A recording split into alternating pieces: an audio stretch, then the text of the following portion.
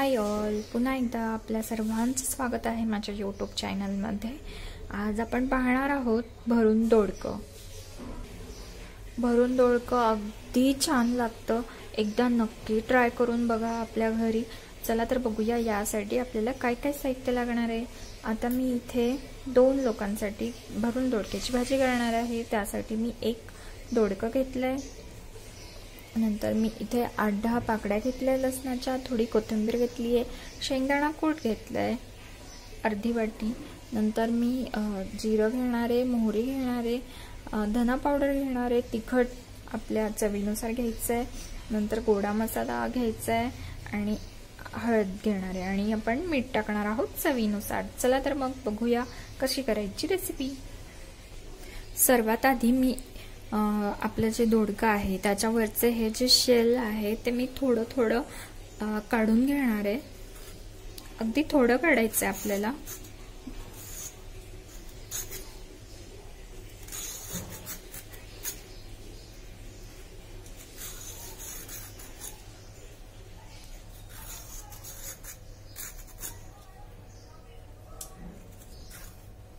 असं केल्यामुळे आपलं जे दोडकं आहे ते अगदी सॉफ्ट होणार आहे।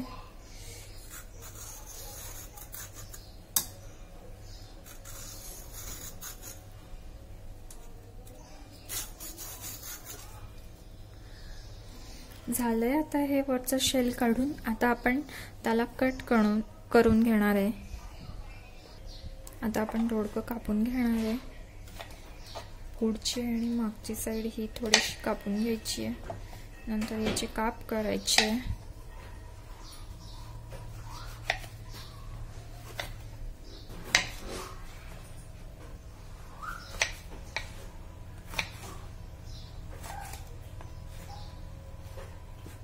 असं केल्यानंतर आता आपल्याला सारण भरायचं आहे। त्यासाठी आपण असा कट करून घेणार आहे त्याला, थोडा पूर्ण खालपर्यंत नाही न्यायचंय।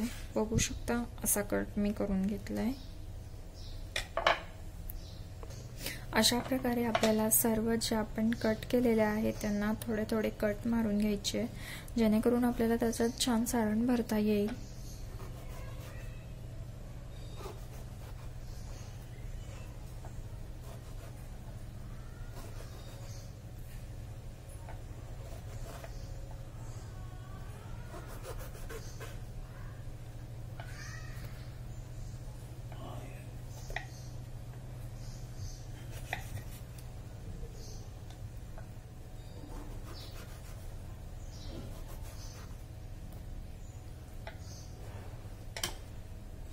पाहू शकता आता माझे सर्व कट केलेले पीस छान कट करून झालेले आहेत।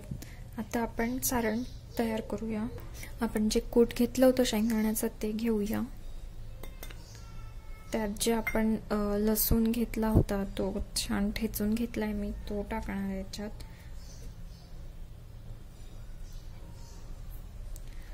नंतर आपण 1 चमचा धना पावडर टाकणार आहे। तिखट टाकायचं आहे आपल्याला। आता मी इथे 2 चमचे साधारण तिखट टाकणार आहे। तुम्ही जास्तही घेऊ शकता किंवा कमीही घेऊ शकतात, तुमच्या चवीनुसार तुम्ही घ्यायचे।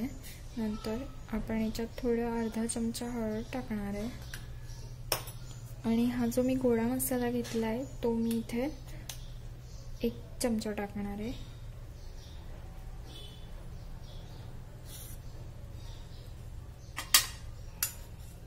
आता याला छान सर्व एकत्र करून घ्यायचं आपल्याला।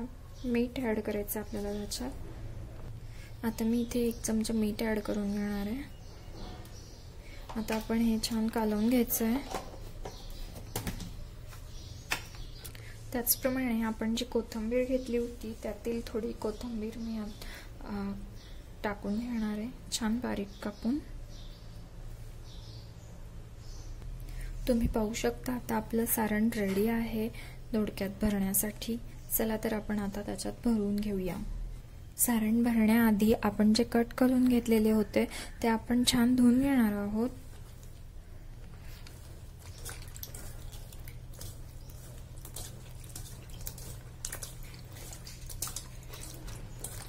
आता हे पाणी काढून घ्यायचं आहे, छान नितळून घ्यायचे आहे आणि मग यात सारण भरायचं आहे.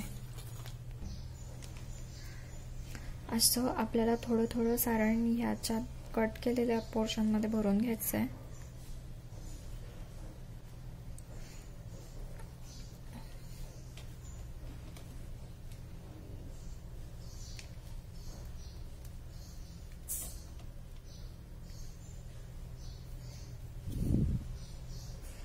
तुम्ही पाहू शकता आता आपले हे सर्व पीसेस भरून झालेले आहेत. आता आपण गॅसवर कढई ठेवायची आहे. पहिलं तेल टाकून तुम्ही पाहू शकता आता आपल्या इथे तेल छान गरम झालेलं आहे. आता आपण त्याच्यात मोहरी टाकणार आहे. मोहरी छान तडकल्यानंतर आपल्याला त्याच्यात जिरं टाकून घ्यायचं आहे.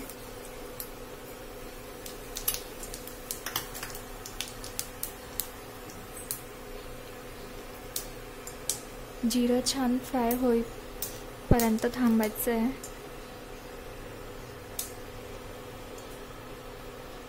आपलं जिरं आणि मोहरी जे असतं ते नीट छान फ्राय होऊ दिलं ना की आपल्या भाजीला टेस्ट जी येणार असते ती खूप छान येते. त्यामुळे आपण वेट करायचं आहे आपलं जिरं मोहरी छान फ्राय होईपर्यंत.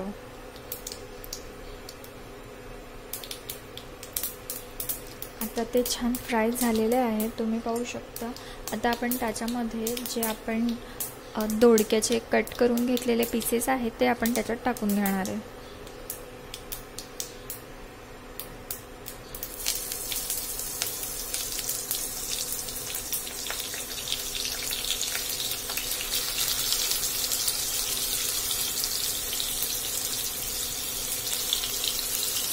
आता आपण हे झाकून ठेवणार आहे. साधारण 2-3 मिनिटांनी आपण झाकण पुन्हा उघडून हलवून घ्यायचं आहे. आता आपण झाकण उघडून ते छान उलटवून घेणार आहे.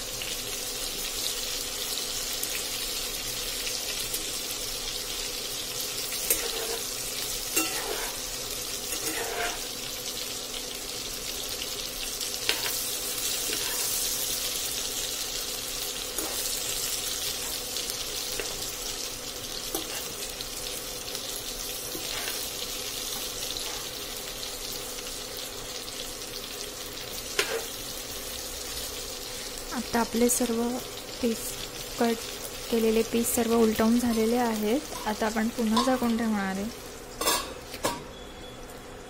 झाकल्यामुळे आपले जे दोडके आहेत ते छान शिजणार आहेत. तुम्ही पाहू शकता आता आपले दोडके छान शिजलेले आहेत. जर फ्राय करताना थोडा वेळ लागतो दोडक्याला, त्यामुळे जर तुमचं खाली मसाला जळत असेल तर तुम्ही थोडा पाण्याचा शिपका टाकू शकता, थोडं पाणी त्यावर टाकू शकता, ज्यामुळे आपला जो मसाला आहे तो जळणार नाही. आता आपले दोडके छान शिजले, त्याच्यामुळे आपण जो उरलेला सारण आहे ते त्याच्यात टाकून घेणार आहे, मसाल्याचं सारण. आणि आता याला छान हलवून घ्यायचं आहे. आपला मसाला जो होता तो छान फ्राय झाला. आता आपण त्याच्यात साधारण अर्धी वाटी पाणी टाकून घेणार आहे. आता छान त्याला शिजू द्यायचं आहे. एक उकळी येईपर्यंत हे होऊ द्यायचं आहे. आपण जी कोथिंबीर बारीक चिरून घेतली होती ती याच्यावर स्प्रेड करून घ्यायची आहे. आता हिला 5 मिनिटं उकडू द्यायचं आहे. तुम्ही पाहू शकता आता आपली भाजी इथे छान रेडी झालेली आहे. चला तर आता हिला सर्व करूया. चला तर मग या सर्वांनी खायला गरमागरम भरून दोडका आपलं रेडी आहे. आता आपण ते सर्व करणार आहोत पोळी आणि कांद्यासोबत.